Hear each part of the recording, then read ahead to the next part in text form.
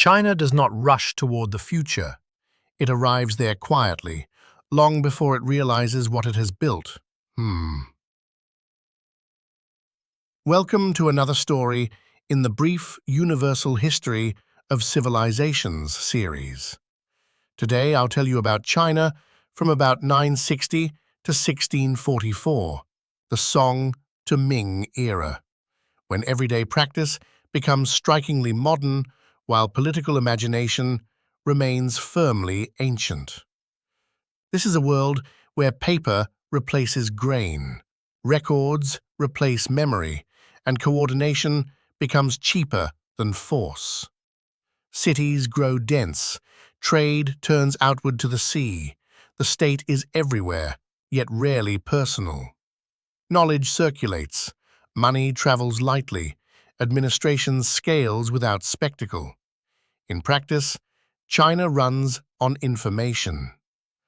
And yet, this is not a story of modern breakthrough. Moral order freezes experimentation.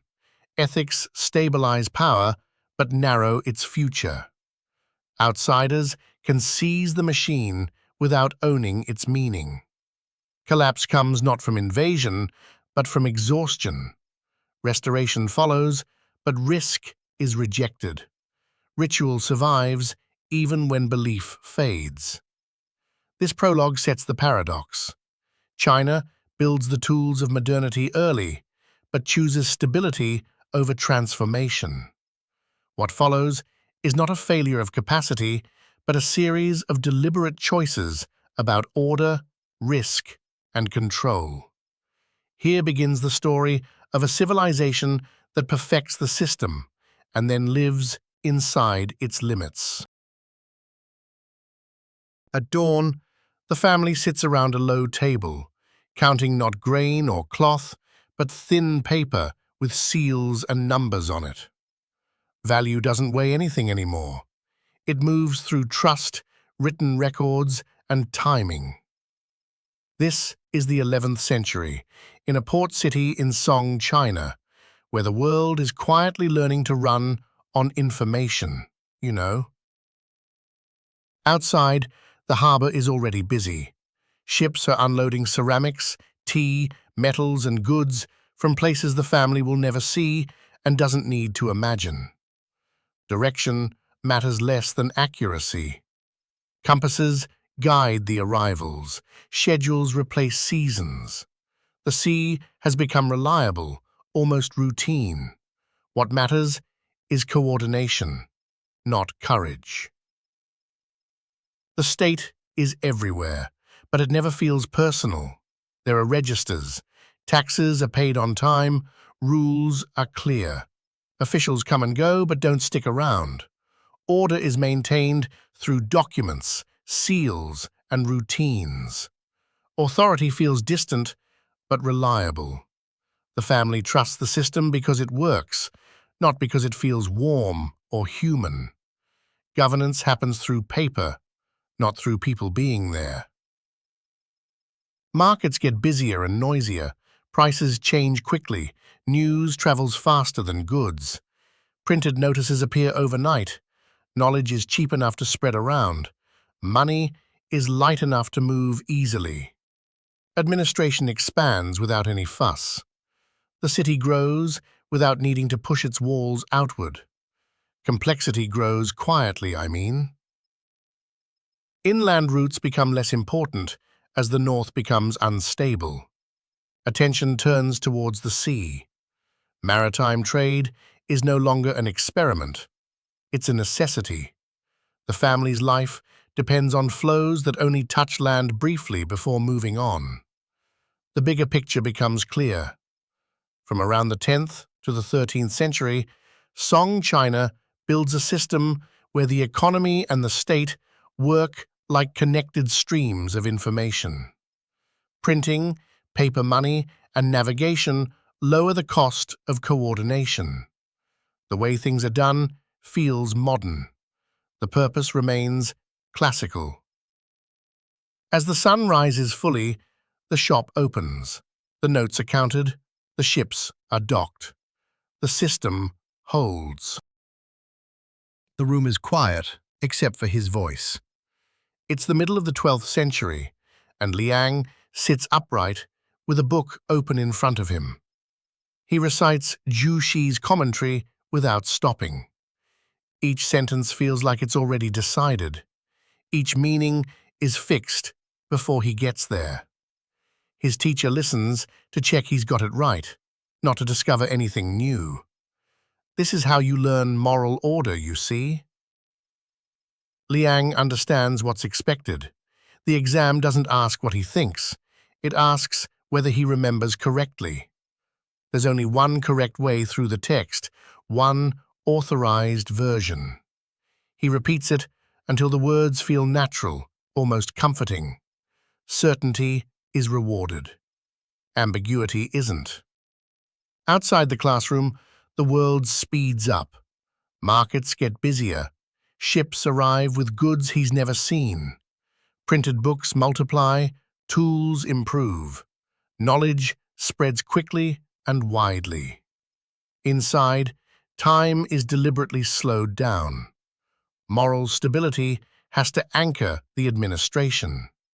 Without fixed ethics, the system can't grow. This is drilled into Liang day after day. The teacher explains the logic. Officials have to share the same moral ground. Differences lead to fractures. Personal judgment introduces risk. Innovation threatens order. The state doesn't need brilliant minds, it needs ones that think alike. Liang nods and turns back to the page, accepting the terms. He hears rumors of new devices, new calculations, new ways of measuring. None of this is part of the curriculum. The exams don't measure change, they measure how well you fit in. Liang understands the deal clearly. Moral certainty buys you security. Questioning buys you nothing. Elsewhere, societies experiment through conflict and collapse. Here, improvements happen within lines that have already been drawn. Ethics come first. Politics follows. Imagination is narrowed down to protect scale. As dusk settles, Liang recites the passage one last time. He hasn't learned how to manage a changing world. He's learned how to keep a stable one going. The system grows sharper and more rigid at the same time. Technology moves forward. Possibility stays still. Hoofbeats hit the packed earth before the riders come fully into view. It's the late 13th century, and Zhao stands at the edge of the village square, hands folded inside his sleeves. The tax collectors arrive on horseback, carrying themselves with a confidence that doesn't come from this land. They dismount quickly and unroll registers written in familiar characters. The machine still speaks Chinese, you know. The lists are precise, fields measured, households counted. Zhao recognizes the format straight away. This is the old system, the one he was taught to respect. And yet, something feels off. Grain is taken when stores are low. Labor is demanded at the wrong time of year. Decisions follow priorities set far away, beyond mountains and living memory. The form is right. The judgment isn't. The officials don't argue or explain. They follow orders passed down from above, translated into Chinese procedure, but not Chinese sense. The system works smoothly. That's exactly the problem. It works without consent. Efficiency replaces legitimacy. Compliance replaces trust. Zhao remembers when authority felt moral as well as administrative. Officials shared a common language of restraint and duty. Now power rides in from the steppe and leaves just as fast. The men collecting taxes don't belong here. Neither do the reasons they give. Order is still visible, but meaning has drained away, I mean. Registers are updated, seals stamped, roads kept in repair. Life goes on. Yet people comply because resistance is pointless, not because the rule feels right. Beyond the village, the pattern repeats. Mongol power holds territory through speed, force, and logistics. Chinese administration is kept because it works, not because it carries purpose. Zhao watches the riders leave as dust settles back onto the square. The village returns to its routines. The old order hasn't been destroyed, it's been hollowed out. The machine endures. Its soul waits elsewhere, for something that can reconnect power with meaning. The granary doors are wide open, showing bare wooden floors. It's the middle of the 14th century, and Liu knows there's nothing left to count. As village head, he should be getting orders, handing out grain, keeping things balanced. None of that works anymore. Officials have stopped coming. Seals mean nothing when no one responds to them, you see. People still gather, but not for instructions. They gather for rumors. Stories about what's to come spread faster than carts ever did. Some talk about a new age, others whisper about cleansing fire. Liu listens and doesn't say much. Without tax collectors, without courts, without stores, authority has nowhere to stand. The state hasn't collapsed above them, it's just thinned out and disappeared around them. Disease has emptied households, fields are only half worked.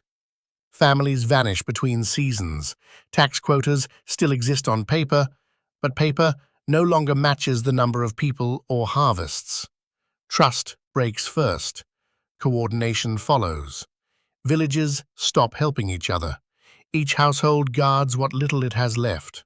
Survival takes over from duty. Religious leaders show up where officials don't. They speak with certainty. They offer meaning where administration offers silence. Liu watches neighbors follow them, not just out of belief, but because someone is finally putting a name to the chaos. Someone is there. Someone speaks. The state doesn't. He remembers when the system felt heavy but dependable. Registers existed, orders arrived, grain moved. Now nothing connects. The machine survives only in bits and pieces. The joints are gone. No rebellion needs to take the capital. The center has already failed to reach the edges. Across the region, the pattern repeats. Epidemics cut down the population. Revenue collapses. Armies go unpaid. The Yuan state doesn't fall from one big blow. It leaks away, village by village. As night falls, Liu closes the empty granary. Tomorrow, he'll meet the elders again, not to enforce the law, but to stop panic from spreading. The dynasty still has a name. The empire is still claimed. Power has already left the ground.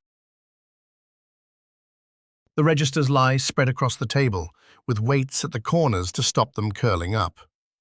It's the early 15th century, and Wang has been sent to make the system whole again. He walks the fields, measures land anew, corrects names, brings back quotas that match reality. Order returns through paper, seals, and routine. The aim is simple: feed the villages, secure the tax base, stop collapse from happening again, you see. Far from the fields, another scene unfolds.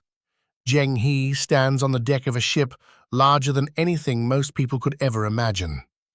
The fleet moves across open water with confidence, carrying gifts, soldiers, and symbols of power. Foreign ports fall quiet as the ships arrive. This is reach made visible. China can go anywhere it chooses. For a moment, both worlds exist together. On land, administration tightens and aligns. Registers close their gaps. Granaries refill. At sea, flags fly and routes open. One system repairs what broke. The other shows what's possible. The contrast is sharp. Stability, a side ambition. Wang only hears about the voyages as rumors. They don't change his work. His task is recovery. Risk is measured carefully now. The memory of hunger and disorder is too fresh.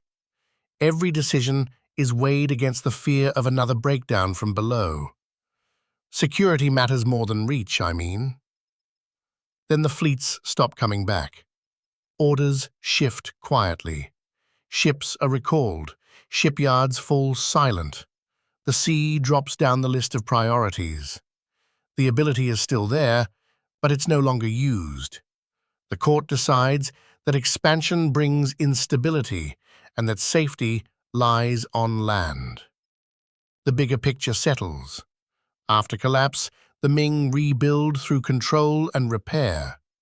Strength returns, but it is contained. By the end of the century, registers are complete and harbors are still. Order is restored, risk is refused. The world could expand outward. It does not. Stability wins, and the future waits its turn. The incense burns cleanly as Li finishes the ritual.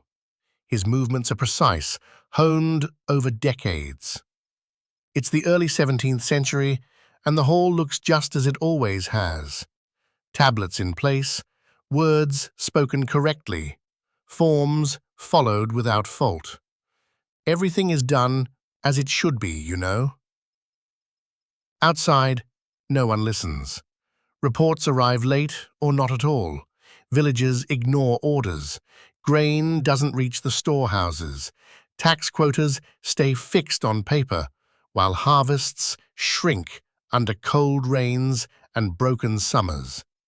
Silver prices climb beyond reach. Payment becomes impossible. Li signs documents that describe a world that no longer exists. He knows the rules and still carries them out.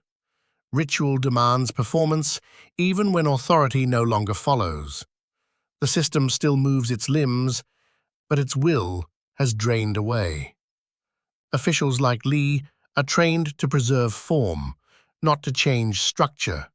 There's no tool for that, only repetition. Bands of peasants move through the countryside, first asking, then demanding, then taking. They don't speak the language of rebellion, they speak the language of hunger. Li sends requests upward. Silence answers. The center doesn't reply. It barely registers the call. The rites continue because they have to. They give Li a sense of identity when obedience no longer does. Each correct gesture sharpens the gap between order and belief. People no longer obey because they no longer believe the system protects them. Cold years follow warm ones. Floods follow droughts. The little ice age presses on steadily. Silver drains outward through trade, while tax demands stay rigid. The machine grinds against emptiness. To the north, the Manchus wait. They don't break a functioning state. They enter one already hollow. Gates open not through betrayal, but exhaustion. Li completes the ceremony again. Everything is correct. Nothing works. China does not fail because it cannot organize. It fails because it organizes too well. What is gained across these centuries is scale without chaos. A civilization that learns to run on information, routine, and coordination. Paper replaces presence. Registers replace memory. Order survives shock after shock. China proves that administration can outlive dynasties, invasions, even belief. What is lost is risk. Moral certainty freezes imagination. Stability becomes the highest good. Innovation is tolerated only when it does not threaten order. When pressure comes from climate, silver flows, and population stress, the system has no way to bend. Ritual remains. Ethos drains away. Here is the thought to carry forward. A civilization can perfect its machine and still lose its future. When form survives without belief, collapse does not arrive as conquest. It arrives as exhaustion. In the next episode, the story turns west. While China compresses to preserve order, Europe fragments and experiments. Power splinters, authority competes, risk is not avoided. It multiplies. Next time, we follow divergent Europes from about 1050 to 1356 and watch how instability, conflict, and unfinished structures create a very different path into the modern world. What you just saw is a single moment. But the history of civilization isn't made up of isolated moments. It's patterns of different mentalities. It begins with a campfire. Someone sits down, someone else listens, and for the first time, experience becomes memory. This scene is an opening, and everything flows from it. From the first campfire to the last city burning on a phone screen. The YouTube series is drawn from a book that sketches a mental map of humanity, how people thought, believed, and made sense of the world across 5,000 years and 50 chapters. Told not through rulers and dates, but through the lives of people who carried civilizations forward without even realizing it. The book, The Brief Universal History of Civilizations, goes beyond the YouTube series with over 50 maps, available on Amazon. Link in the description.